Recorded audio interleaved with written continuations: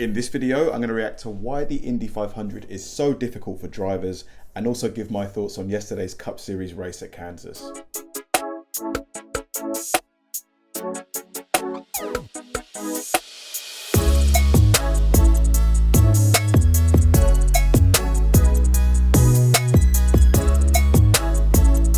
Welcome to another episode of Kabir Considers. This is the place where I react to music, media, sports, anime, anything related to popular culture.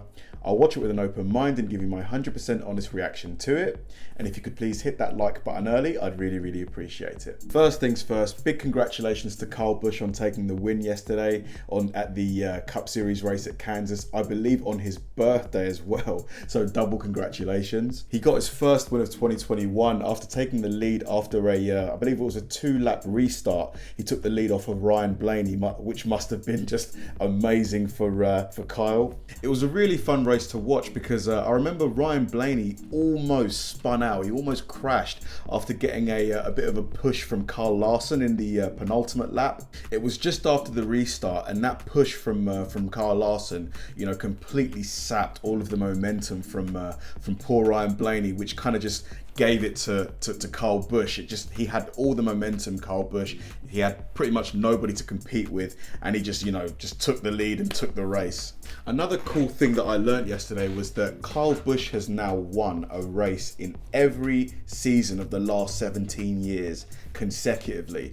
And I believe he was, prior to yesterday's win, he was tied with Jimmy Johnson, who obviously you don't need me to tell you is an obvious NASCAR legend. So, you know, to be in possession of that record, I'm sure must give Kyle a ton of satisfaction. Taking what Kyle Larson did to Ryan Blaney out of the equation, I kind of feel a little bit bad for Kyle Larson, because I believe with like 50 something laps to go, he was in the lead, but then, you know, he lost that lead 15 laps later, which obviously must have sucked. But yeah, it was definitely a fun race to watch. Now onto the reaction. Now this is going to be really interesting because this video is told by an actual driver, an actual participant of the Indy 500, and he really breaks down what makes, you know, certain corners, certain parts of the Indy 500 really difficult for drivers. You know, the Indy 500 is known for being a really exciting race. A ton of crashes usually happen. So yeah, this video is going to be a really good sort of both entertaining and almost educational thing for me to react to, just to kind of build my knowledge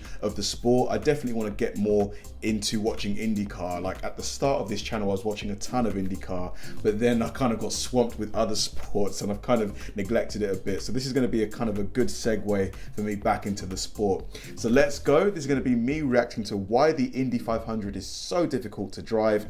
Let's do it.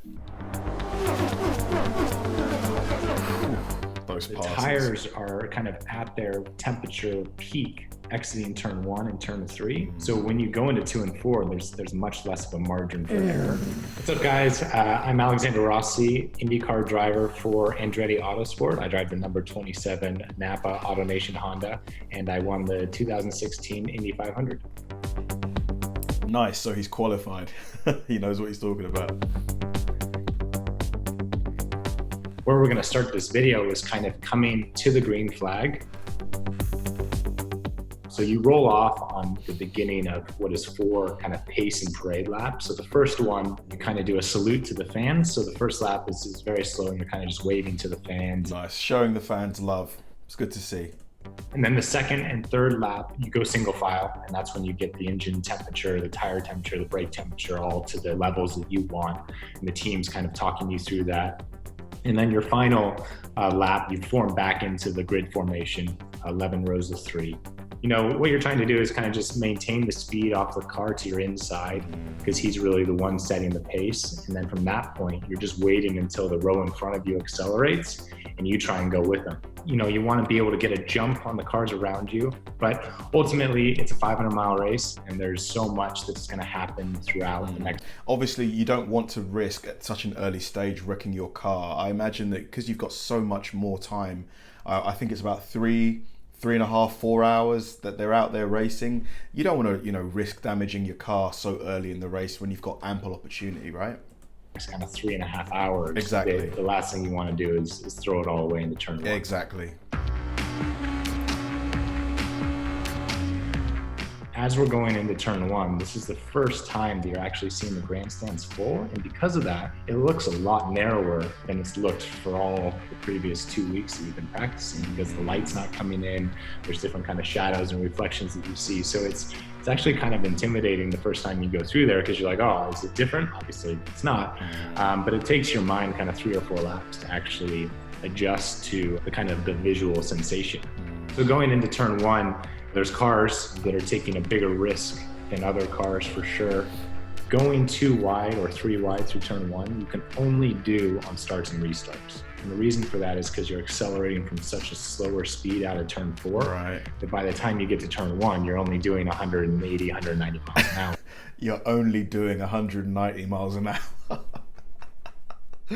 That's crazy fast. While that's still fast, it's a lot different than approaching turn one at 240 miles. Fair. So your margin for being able to explore different lines really exists only on starts and restarts. And then from there, you kind of see it fall into more single file type racing. I see.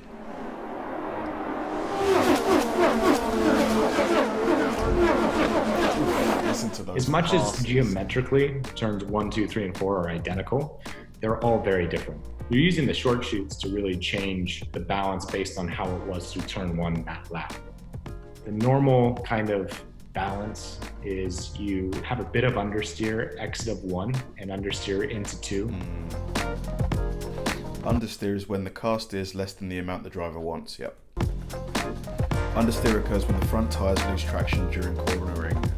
Between the short chute of 1 and 2, you are usually stiffening your rear bar, your rear anti-roll bar, softening your front anti-roll bar.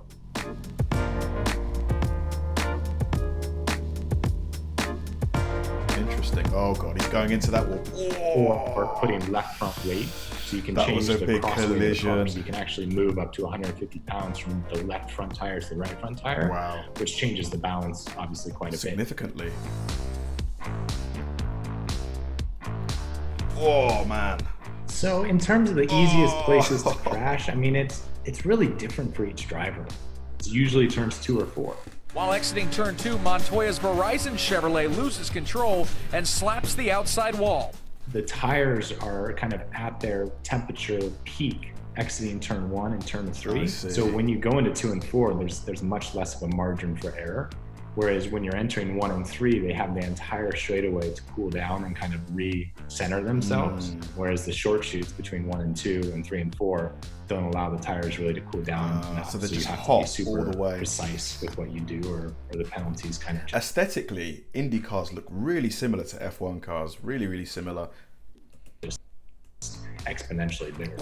Wreck. That was a wreckage. These cars are so aerodynamically dependent, and they're made to be run by themselves. So what that means is when the wings and the floor of the car are developed, they're made in a space where the air that's coming at it is clean, meaning it's unobstructed, and the car is going through it as if it was brand new virgin air. Well, when you're behind cars that are going through that air, they're actually dirtying up the air, and it's coming at the car in a much more disconnected fashion. So it actually reduces the performance of your car. Where this comes back to your advantage is in the straights. Yeah. So because they're having to basically punch a hole through clean air, that means that you don't have to do that anymore. Like you're getting that slipstream almost. That's where the draft and the slipstream comes into play. Yeah. So the main goal of winning Indianapolis is, how do you find a car balance that you can stay close enough behind a car in front of you to not lose a draft, but then still fast enough in a straight line to be able to pass them? Because you can obviously put downforce on, raise the rear wing angle, and really glue your car to the ground and be able to corner really well and follow someone super close. But then when you're in a straight and you try and slipstream past them, you don't have enough straight line speed to be able to do that. So it's all about finding that kind of balance between, this is the least amount of grip I can get away with while still being able to pass cars. So going into turn 3, you can see the sparks from the car in front. One thing to keep in mind in a race like this is, because it's so long, the tire pressures are pretty low at the start of a stint. So what you have is the car bottom actually touches the ground, and we call it that bottoming. And so when that happens, there's less of the tire on the ground, which is fine, but you have to be prepared for it because the car can actually move a little bit and it's hitting the deck, so it's not as composed as it would be. And then going into turn 4, so as you're completing the lap, this is the first time where you're able to actually get a balance check of what the car is doing. So that first lap, you're kind of really seeing, did I make the right call? Is everything kind of, as I expected it to be? And even if, the first balance check that you do isn't quite what you were hoping for or expecting, there's enough pit stops and enough time throughout the race where you can tune on the car and adjust tire pressures and wing angles that theoretically, you can make up if you play your cards right, by the end of the race, you can dial in the car to be what you need it to be to win. So as you start lap 2, it's at this point where you kind of have an idea of what the car is doing, and you start to analyze people's strengths and weaknesses and start trying to understand your areas of attack as the day goes on. And quite honestly, that changes, every 5 to 10 laps. As your fuel load decreases, your car balance changes, and the temperatures are always fluctuating. 2 to 3 degrees of track temperature can make a big difference on the balance of your car. Definitely. And it's the guy that's able to stay on top of it the most and make the best calls, and obviously have a good car underneath him that's ultimately able to win an Indianapolis 500. 2016 Indy 500 was my first 500. It was my second race ever on the Wow, so he won his first Indy 500. oval. Throughout the race, we were having a lot of problems refueling the car. Every time we came into the pits, I'd fall back, I'd lose positions because we were taking longer to put fuel in the car. My strategist and team owner, Brian Herta, came up with a strategy. It was kind of like a high risk, just roll the dice, why not? We're gonna try and do one less pit stop than everyone else and save fuel. So we're gonna try and just eliminate stopping one final time and stretch our fuel to make it to the end. We always knew that we were gonna run out of fuel on the final lap. It was just going to be a matter of when did we run out and would we have enough of a lead to get over the line, to be able to basically coast across the finish line. So we had enough fuel to get us all the way out of 2 through turn 3. And as we were in the short chute between 3 and 4, we ran out of gas. Wow. So just pulled the clutch in and just coasted. Waited and just literally freewheeled all the way from the middle of crazy. Turn 4 to the finish line. We started the lap with a 24-second lead and won by 3.8 seconds. Certainly a very strange way to win that race. Man, what a strategy. Yeah, that was a lot of fun, just because it's really interesting to note these real close similarities in the aesthetics, the performance of these Indy cars compared to Formula One cars. There's so many similarities in the sense of needing that clean air for you to really get the maximum performance out of your car, and then having to compensate for not having the clean air. How do you strategize then for you to be in the in the perfect position so that you can benefit from someone else taking out that dirty air, opening a slipstream for you to get that high performance, but then knowing when to get out of that slipstream to try and take the lead from the person that you've been benefiting from. So yeah, really, really fascinating to watch, really, really interesting. I'm definitely going to get more into IndyCar for sure. Thanks for watching, guys. If you enjoyed this video, please like, subscribe, turn on bell notifications, and keep throwing the recommendations my way. I know I say it all the time, but they genuinely help me out, because if I know you enjoyed watching something, I'll definitely enjoy reacting to it.